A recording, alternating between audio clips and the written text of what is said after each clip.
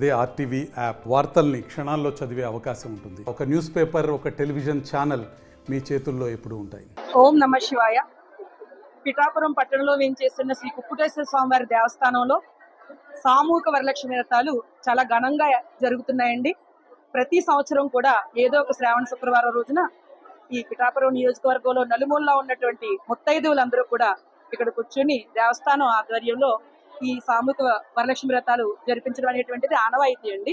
అందులో భాగంగా ఈ రోజు కూడా ఈ 4వ శుక్రవారం రోజున దేవాదాయ శాఖ ఆధ్వర్యంలో అలాగే స్థానిక ఎమ్మెల్యే గారు అలాగే ఉప ముఖ్యమంత్రి వర్యులు శ్రీ పవన్ కళ్యాణ్ గారి వారి యొక్క సహాయ సహకారాలతో ఈరోజు సుమారు 6,000 మంది మహిళా మండలికి ఈరోజు వరలక్ష్మి వ్రతాలకు ఏర్పాట్లు చేయడం జరిగిందండి.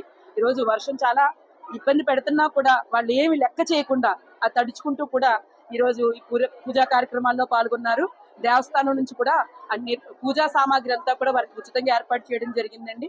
అలాగే వచ్చిన భక్తులకి తాగునీటి సౌకర్యం కానీ, టాయిలెట్స్ కానీ, ఉచిత ప్రసాదాలు కానీ అన్ని కూడా ఏర్పాటు చేయడం జరిగింది సార్. కుక్కుటేశ్వర స్వామి ఆలయంలోని పురోహితిక అమ్మవారి శక్తిపీఠంలో జరుగుతున్న ఈ వరలక్ష్మి వ్రతాలు అంగరంగ వైభవంగా ఉన్నాయి.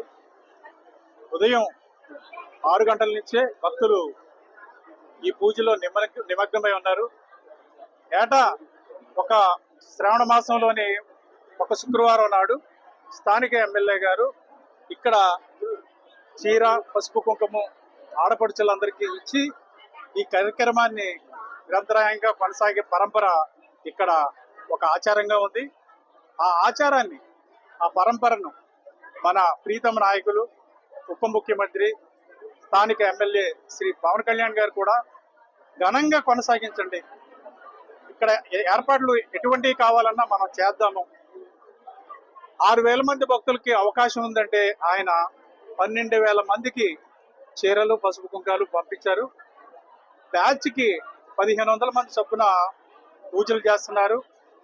ఈవో గారు, ఆలయ సిబ్బంది 3 రోజులుగా చక్కటి ఏర్పాట్లు చేస్తున్నారు. అయితే వర్షం వచ్చినప్పటికీ ఆ వర్షం భక్తుల్ని ఎక్కడ ఆటంకపరచలేదు, భక్తులు ఎక్కడ వెనక తగ్గలేదు. తడుచుకుంటూనే అమ్మవారి పూజల్లో పాల్గొంటున్నారు. ఇది అంగరంగ వైభవంగా చూడటానికి కన్నుల పండుగగా ఉంది. అమ్మవారి ఆశీస్సులు పిఠాపురం నియోజకవర్గంలోని ప్రజలందరికీ ఉండాలని, చల్లగా చూడాలని, ఇక్కడ పాడి పంటలు విలసిల్లాలని, అందరూ సౌభాగ్యాలతో వృధుగాలని జనసేనగా నాయకుడు శ్రీ పవన్ కళ్యాణ్ గారి పక్షాన, జనసేన పక్షాన, ఈ ఎండోమెంట్స్ సిబ్బంది పక్షాన మనస్ఫూర్తిగా కోరుకుంటున్నారు. కూడా చాలా చక్కగా బాధ్యతలు నిర్వర్తిస్తున్నారు. 3 రోజులుగా ఎవరికి ఆటంకం కలగకుండా వారు ప్రణాళికలు సిద్ధం చేసి దాన్ని అమలు జరుపుతున్నారు.